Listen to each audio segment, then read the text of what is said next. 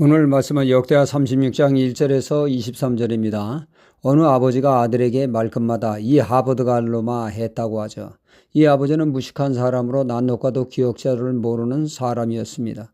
이 아버지가 선교사의 전도로 교회를 나가게 되었고 그 선교사님이 하버드대에 나온 것을 알고는 아들도 세계 명문인 하버드를 들어가는 것을 소원하게 된 것입니다. 그리하여 야단칠 때나 칭찬할 때나 늘상 이 하버드갈로마 하며 입버릇처럼 말했다고 합니다. 결국 그 아들은 하버드대를 나와 우리나라 국무총리까지 지나게 되었죠. 바로 이한빈 전 국무총리를 말이죠.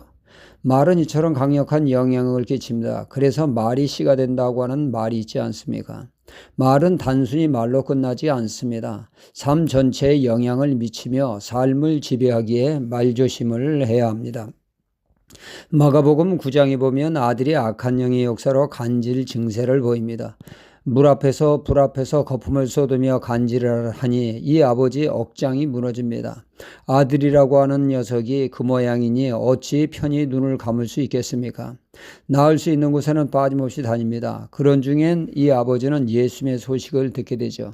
잔뜩 기대를 걸고 왔지만 가는 날이 장날이라고 마치 예수님이 세 제자와 산 기도차 가셨습니다. 그래서 꽁 대신 닭이라고 제자들에게 이 아들 문제를 맡기게 됩니다. 하지만 제자들은 비지땀을 흘리며 해결을 못했습니다. 그 아버지의 입에서는 탄식이 터져 나옵니다. 거봐, 내가 안 된다고 했잖아. 우리는 되는 노릇이 없다니까. 내 이럴 줄 알았어. 그때 예수님이 오시자 아버지는 체념한 상태에서 한번 해볼 테면 해보시오. 이에 예수님이 그 아버지를 꾸짖었습니다. 할 수 있거든이 무슨 말이냐. 믿는 자에게는 능치 못함이 없느니라 말씀하셨죠. 이에 그 아버지는 내가 믿나이다. 나의 믿음 없음을 도우소서. 비로소 말이 바뀌었습니다. 그래서 주님은 역사하셔서 아버지의 믿음대로 아이가 치유받게 되었죠. 그러니까 예수님은 아들의 병이 문제가 아니라 아버지의 그 부정적인 말이 그 가정에 지배하여 되는 노릇이었게 됐다는 말씀이죠. 부정적인 말이 긍정으로 바뀔 때 긍정의 역사가, 치유의 역사가 일어난 것입니다. 그 집안의 진짜 문제는 그 아버지의 불신앙적인 말이 문제였다는 얘기입니다. 늘 안 된다, 끝났다, 망했다는 말은 노다지 않은 사람은 그 삶이 부정적인 일만 일어나게 되어집니다.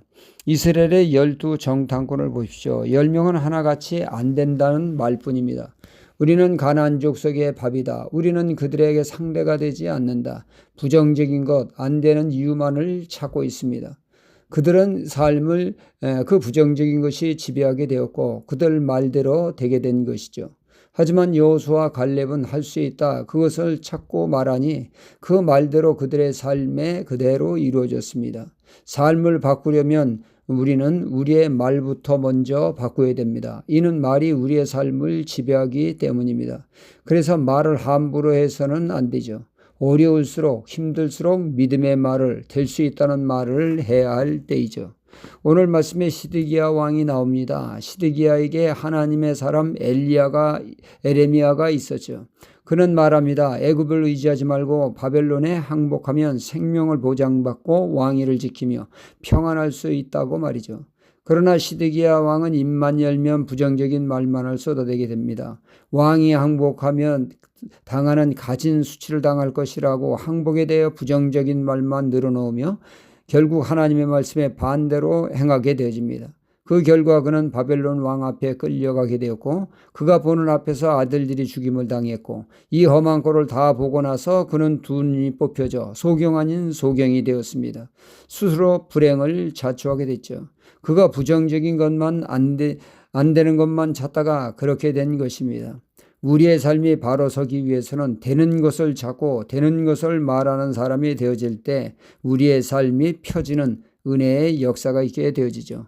민수기 14장 28절은 말합니다. 너희 말이 내 귀에 들린 대로 너희에게 행하리라 하나님은 말씀하십니다. 할렐루야.